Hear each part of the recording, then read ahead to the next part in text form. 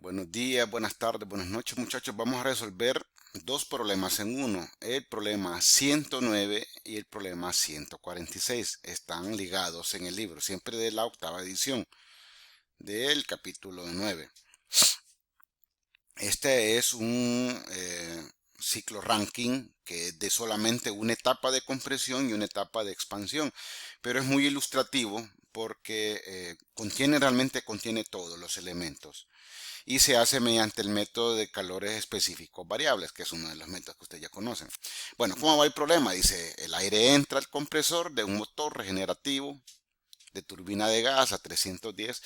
Muy importante, este tiene regenerador. Este un motor Brighton que tiene un regenerador. Sí, te aviso un motor regenerativo de turbina de gas 310 Kelvin y 100 kilopascales, donde se comprime a 900 Kelvin y 650 Kelvin.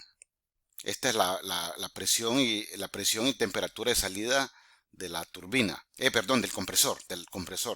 Dice, el regenerador tiene una efectividad del 80%. O sea, no todo el calor que recibe el regenerador se lo pasa al aire que va a la entrada a la cámara de combustión, sino que solamente el 80%. Dice.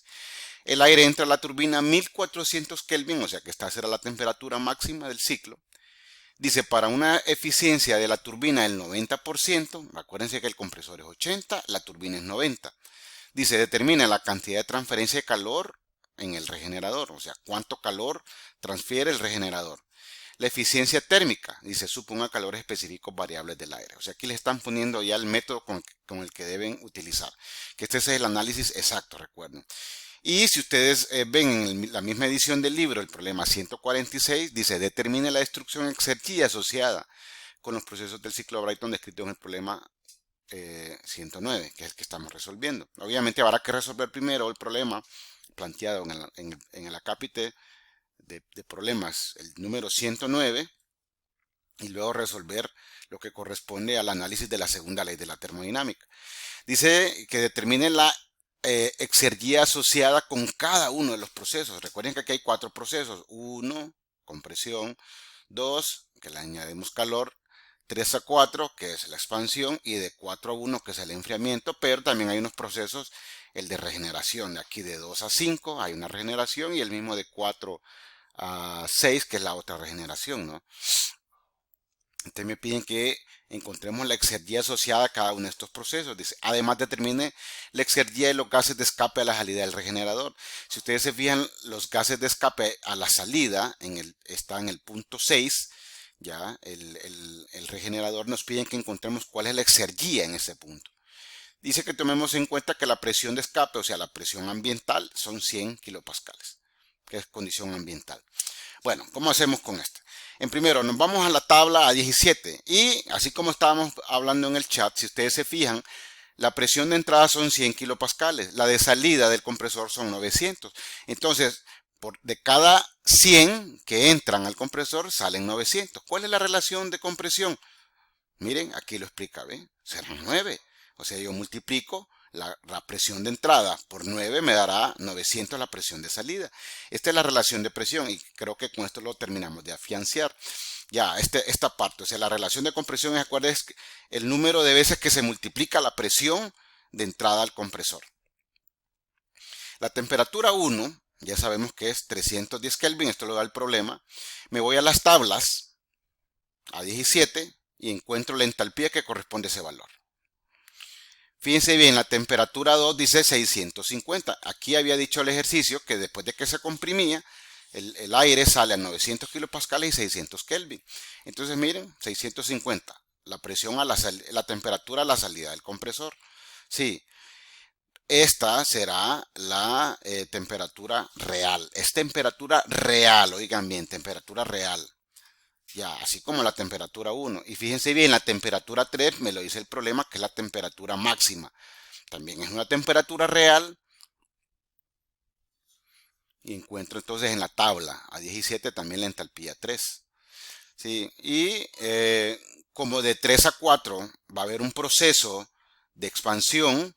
Yo primero voy a hacer el análisis de expansión isentrópica. Entonces por eso voy a ocupar el PR3. ¿Sí? para luego encontrar la condición 4 real. La condición 4 real, porque ahorita tengo nada más reales, la 1, la 2, la 3, pero me hace falta la 4 real. Ya. Bueno, fíjense bien. Lo que estaba hablando, miren, ve. PR4 entre PR3 es igual a P4 entre P3. Sí, ese PR3 pasará aquí a multiplicar y multiplica P4 entre P3. ¿Quién es P4 entre P3? Pues es la presión mínima entre la presión máxima. Y si ustedes se acuerdan, ese es el inverso de la relación de presión. Y por eso es un noveno aquí.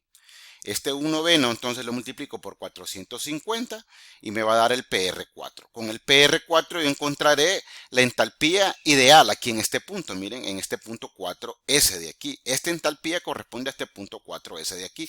Pero la que yo necesito para mi análisis es esta de acá. Sí, entonces ese lo hago con el análisis de eficiencia isentrópica de la turbina, porque yo ya sé que la turbina tiene una eficiencia del 90%. Y esta entalpía 3, que es la de aquí, es la entalpía real. Este es dato real, el que quiero encontrar, este H4 acá. El que yo acabo de encontrar ahorita es el 4S, que es el ideal, y el H3 real. Bueno, aquí despejo para H4 y fíjense bien, me da una entalpía de 900. Como siempre me va a dar más alta que la ideal. 900 la real, 832 la ideal, claro, por la generación de irreversibilidades. Entonces, ahora yo tengo la entalpía real, miren, en 1, en 2, en 3 y en 4, que es este dato de aquí. Ya con esos valores, entonces yo puedo hacer todos los balances de energía que necesito, empezando por el calor del regenerador. Recuerden que un regenerador 100% eficiente es cuando la cantidad de calor que va desde el punto 4, que es la salida de la turbina, será igual a la cantidad de calor que se transfiere hasta el punto 2, que es la salida del compresor. Si todo ese calor se transfiere a la salida de la turbina, se transfiere por completo, o sea, 100% hasta la condición del punto 2, entonces la eficiencia del regenerador será 100%. Es por eso que yo aquí hago esta diferencia de entalpías. Miren, H4 menos H2 ya será todo el calor que tiene el regenerador, el que transfiere si es 100% eficiente. Pero como no lo es, yo lo tengo que multiplicar por la eficiencia. Si ustedes se fijan, la eficiencia aquí es 80%, que es aquí, ¿ven? El 80%. Será H4 menos H2. Entonces aquí me da el calor del regenerador, que era una de las preguntas que hacía aquí. Miren la cantidad de transferencia de calor en el regenerador. Ya contesté entonces lo primero. Si el regenerador hubiera sido 100%, pues aquí solamente hubiera tenido que restar H4 real menos H2 real. Y ahí hubiera ido el calor de regeneración. O sea que este dato por menos este dato me da la cantidad de calor de regeneración ideal, o sea 100%, pero no lo es, sino que de un 80%. Ya, luego, por simple balance sabemos de que la turbina ella hace un trabajo. Y si yo le resto el balance, la energía de la turbina menos la energía, perdón, el trabajo de la turbina menos el trabajo que requiere el compresor, ya voy a tener el trabajo neto. Aquí entonces yo voy a restar entalpía 3, que es a la entrada de la turbina, menos entalpía 4 real, que es a la salida de la turbina, que es lo que tengo acá, menos H2 real, que es la salida del compresor, menos H1, que es la entrada del compresor. O sea, aquí estoy restando del trabajo de la turbina el trabajo que requiere el compresor. Me va a dar un valor, miren, de 265 kilojoules sobre kilogramo. El trabajo neto ya está definido. Ahora, el calor de entrada, si ustedes fijan, el calor de entrada será desde 3 hasta 5. Sí, desde 3 hasta 5. ¿Ven por aquí algún parte la entalpía 5? No, no la tengo, la entalpía 5. ¿Cómo vamos a hacer aquí en este caso? Pues ustedes deben de saber de que el calor de regeneración, ya, el calor de regeneración será H3 menos H2. Miren, este H3 de aquí menos este H2 de acá. Si no tuviera regenerador, yo tendría que estar metiendo calor desde este punto, perdón, hasta este punto. Sería todo esto de aquí, sería calor de regeneración. Pero como hay un calor de regeneración que va desde 5 hasta 2, que es el que yo obtuve aquí y que yo ya lo calculé aquí, miren que era el 192. Por consiguiente, entonces yo voy a decir que el calor de entrada será H3 menos H2 menos el calor regenerativo. Y ahí tendré entonces el calor de entrada. Este calor de entrada será 622. Fíjense, este de aquí es el que yo me estoy ahorrando porque lo estoy tomando el regenerador. Sí. Ahora, yo divido el trabajo neto que se encuentra aquí menos el calor de entrada, que es el calor que encontré aquí en el paso anterior, divido este entre este y me va a dar una eficiencia del 0.4 del 40%. Y es así como se resuelve para el problema 109. Ahora, el 146 me piden que encuentre los procesos de destrucción de Exergy en cada uno de los procesos. Yo tengo que encontrar entonces el S subcírculo en cada una de las temperaturas que yo estaba encontrando. Fíjense bien, para temperatura 1, ese subcírculo. Para no tengo temperatura 2, pero tengo la entalpía real en 2. Ya con esta entalpía en 2 me voy a las tablas 17 y encuentro el S subcírculo 2. Para T3, si tengo la temperatura real que me la da el problema, encuentro ese subcírculo 3. Para el 4, igual, miren, con la entalpía 4 real, encuentro el S subcírculo, ya, que es este valor de acá. Todo esto lo estoy sacando de la tabla 17. Para el H5, este H5, ¿cómo lo voy a encontrar? Muy importante, aquí H5, si ustedes se fijan, H5 viene, será dividir, restar, miren, H3, que será la entalpía máxima, menos el calor de entrada. Aquí hago un balance de energía. H3 menos el Qin será H5. Me va a dar este de acá. Encuentro ese subcírculo. H6 será 708.4. ¿Y de dónde viene este 708.4? Miren, muy interesante. Bueno, por aquí abajo también aparece la explicación. H6 será el H1. Si ustedes se fijan, aquí miren, H1, todo este calor que sale por aquí, este calor que está saliendo por acá es Qout. Entonces H1 más el Qout será H6. Y es así como tengo entonces H6 aquí. Y entonces, bueno, miren, empiezo a aplicar nada más en cada uno de los procesos de 1 a 2, de 3 a 4, en la regeneración, de 5 a 3, de 6 a 1. Nada más tengo que ir aplicando esta fórmula de exergía destruida, ya sabiendo que será, la exergía destruida será la temperatura ambiente por la entropía generada en el proceso, y luego voy aplicando cada una de estas fórmulas, ¿no?